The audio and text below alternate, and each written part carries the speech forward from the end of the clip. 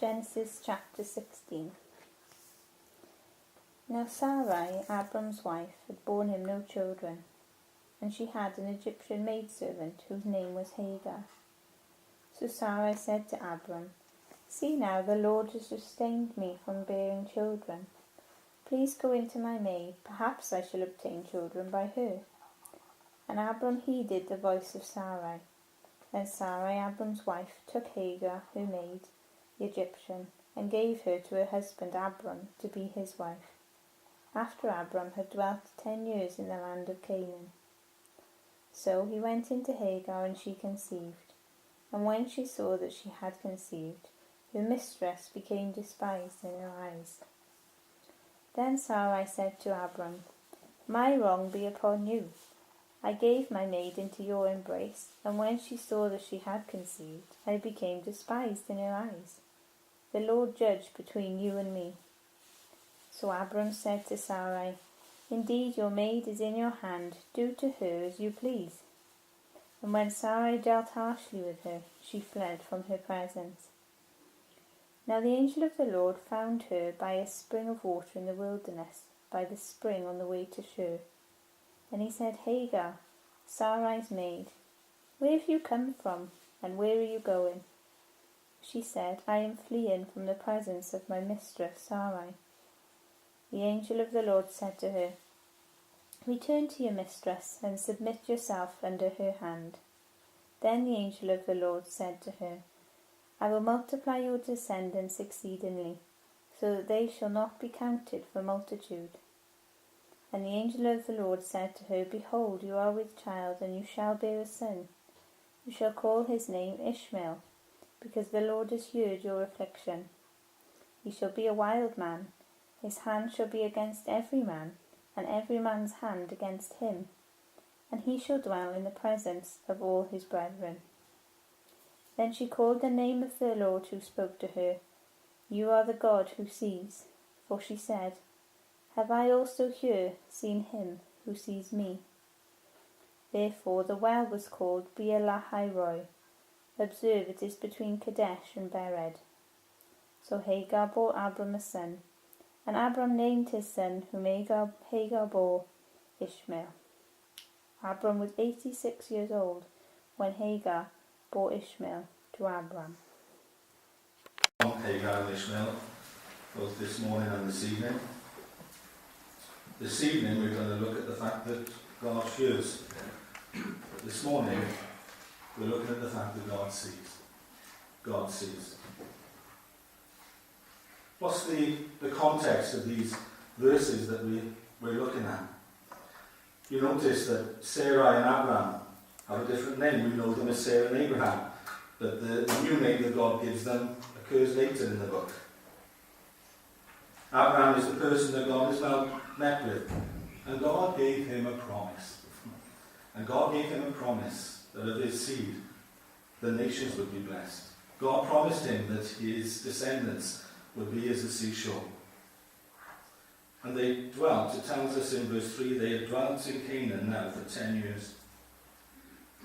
How patient are we to wait for God's promises? 10 years have passed. And when God promised them the child, they probably didn't get too concerned for the first year or two. But then as time went by, they started to fret and to worry more. And sometimes God's timing causes us stress. But they should have reminded themselves of who had made the promise. The one that we already sang about, the faithful one. The one who is unchangeable. He was the one who had made the promise. But after 10 years, human logic started to work out solutions. And in verse 2 it tells us that Sarah came to Abraham, and there's a word in her advice that should have set alarm bells ringing for both of them. And it's that simple word, perhaps. When we're talking about God's will and God's purposes, we don't need to use words like perhaps. God is sure. God is certain. And God's promises are sure and certain. And she had come up with this theory in her mind. And maybe over a period of years she had deluded herself as to this was the right way to do things. And she looked around at the customs of the people that were around them and the society in which they lived. And very often the head of the tribe, he would have concubines, he would have other wives. His tribe would grow because he would father children from different sources. And she looked and she thought, well, I've got a handmaid. And maybe when God made the promise, maybe I misunderstood him. Maybe it's not for me. And so she said, well, if Abraham's the father, surely that's enough. And I'll offer my servant to him. And logically speaking, what she was saying made some sense. But God is God. And God does not conform to the culture that we live in. We need to conform to him. He is faithful. He is true. You can understand some of the frustrations that come for waiting 10 years. The incredible thing is, they were due to wait another 14. The total wait was 24 years before the promise was fulfilled. But God is faithful. And God is true. Abraham listens to the advice of his wife. And a child is conceived. And immediately it causes tension. It tells us at the end of verse 4 that as soon as the handmaid realized that she was bearing a child, she despised her mistress. Instead of her now being the servant to Sarai, she starts to look down upon Sarai. That's picked up. And Sarai realizes that she's being despised by her maid. And she realizes that things aren't turning out the way that she thought. There's a strong lesson for us, isn't there? About the desire sometimes to interfere in the plans of God. We sometimes think that we can do things to make it better. As if God needs our help. You see, we need to know the will of God, and we need to align ourselves to his will. And very often what seems a good idea to us, we need to take our thoughts to him. He wants an influence in our lives. But he doesn't rubber stamp our plans. He wants us to bring our plans in submission to him. He wants the purpose of our life to be the purpose that he's designed. He wants the ambitions and the outcome of our life to be the ambitions and the outcome that he has designed. And do you know what? His plan is better than anything you could ever think of yourself. That's the wonderful thing about it. His plan is far better than what we could even think or dream ourselves. So to submit to his plan isn't to accept something worse. It's to accept something better. There's friction in the home. I do smile sometimes. I love the way the Word of God is so honest. And it tells us in verse 5 that Sarai comes back to Abraham and she says, my wrong be upon you. It's your problem. You're the head of the house. You're the chief of the tribe. This is now your problem. And what she was saying was actually quite right. It was now his problem. Look what he says to her. Verse 6, your maid is in your hand. It's actually you. I give it back to you. It's now your problem. See, the situation has been created and the situation needs to be accommodated, but nobody knows what to do. But God still has a plan. One of the things I love about this chapter is that it shows us God's compassion. We see something about our nature and human nature, but the greatest lesson of all is God's nature. To see how God works. What is God going to do about this? Because Sarai says it's Abraham's issue. Abraham says you deal with it. But ultimately, everything is in his hand. Everything comes back to him. How does Sarai respond when she's given responsibility? Well, the response isn't a godly one, I know that much. Because it tells us that she deals harshly with her. It tells us at the end of verse 6 that she deals so harshly with her, in fact, that Hagar comes to the conclusion, I'm better off in the desert on my own than I am here. That's sad, isn't it? That's how bad things have gone. I'm better off in the desert on my own than being here. So she runs away. And there is no record in Scripture that Sarai or Abraham went looking for her. There's no record in Scripture of that at all. But somebody knew where to find her. Because verse 7 tells us, the angel of the Lord. And I'm sure for all of you Bible scholars, you know that Jesus appears throughout the Bible, not just at Bethlehem. He took on a bodily form as a babe in Bethlehem, but he's always existed. And in the Old Testament, they didn't know what to call it. And you often have this expression, the angel of the Lord. But look at what he says, look at how he talks. Angel of the Lord found her. Isn't it great how so often in our difficulties, he doesn't wait for us to find him. He finds us. The angel of the Lord found her by a spring of water. And he says one simple sentence to her. He simply says, Hagar, Sarah's maid, where have you come from and where are you going? But look at the wealth of what's in that simple sentence. He starts off by calling her by name. She's often referred to as a handmaid. But when God speaks to her, he calls her by name. The chorus that we sang at the end of our chorus session, he knows my name. Each and every one of us, he knows your name. Hagar. But notice what else he then says, Sarai's maid. He knows her name, and he knows where she should be. And then he just poses two questions to her. Where do you come from, and where are you going? And notice her response, I am fleeing from the presence of my mistress Sarah. She has no answer to the second part. Because very often in life we make knee-jerk reactions, and we run away from things, and we try and hide from things. And very often we can jump out of the frying pan straight into the fire. She knew that life was difficult at home, so she looked to get away. But God challenges her as to saying, yeah, but where are you going?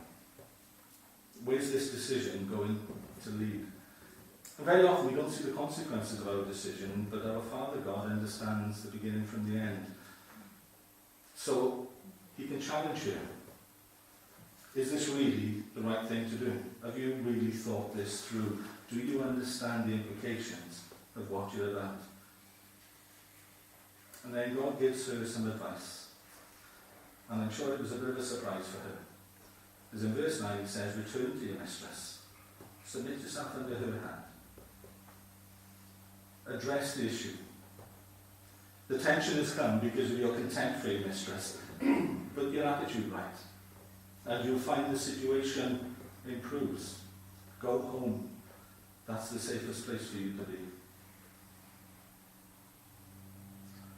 And then he doesn't just say go home and knuckle down and make the best of it. He lets her know that he's seen her future. The angel of the Lord said to her, I will multiply your descendants exceedingly, so that they shall not be counted for multitude. Verse 11, he says, behold, you are with child. Is this a good time to be running away? No. You're going to bear a son. Not bad, is it, without the scan? You knew exactly what she's going to have. You're going to have a son. Oh, by the way, I know your name and I know his as well. Because even before we're born, he knows our name. You're Hagar, your son's going to be called Ishmael. And what does Ishmael mean? God hears. And we look a bit more at that tonight. The Lord has heard your affliction. He's going to be a wild man. And we know that Ishmael is the founder of the Arab nations, or part of them. And if you wanted a definition for their history, this is a pretty good nutshell of it. A wild man, his hand shall be against every man, and every man's hand will be against him.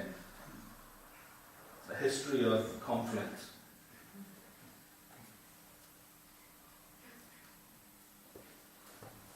But God told her in verse 10 that he would multiply her descendants.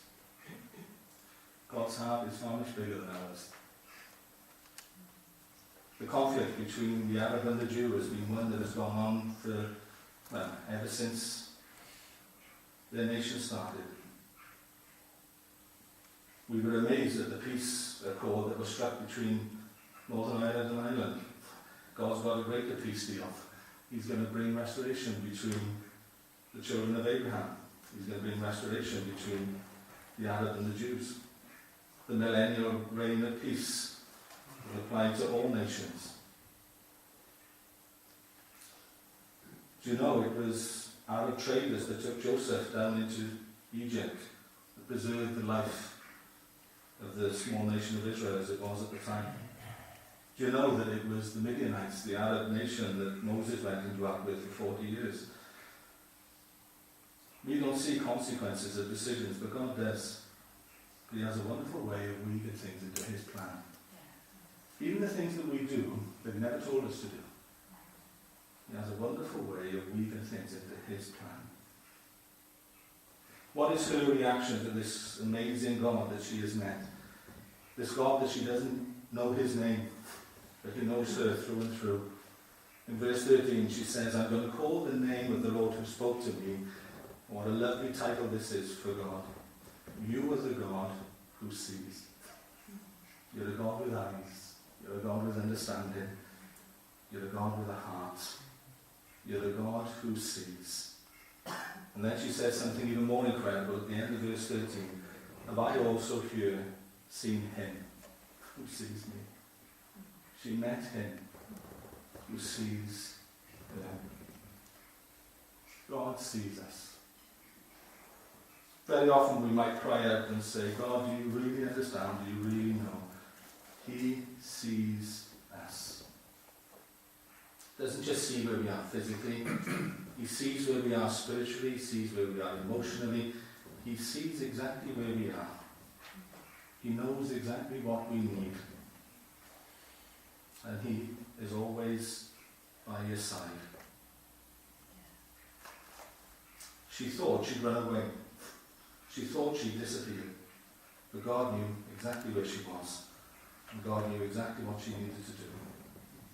Verse 15 tells her that she also took the advice because she bore Abraham a son. And the name given is Ishmael, which implies that she shared with Abraham all that had happened. Because the name that God wanted for the child was the name that was given.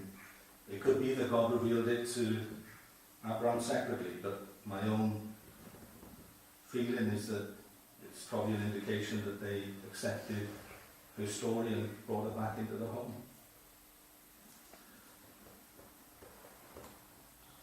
We often think of Abraham and Sarah, and we always think of what happened with the people of Israel.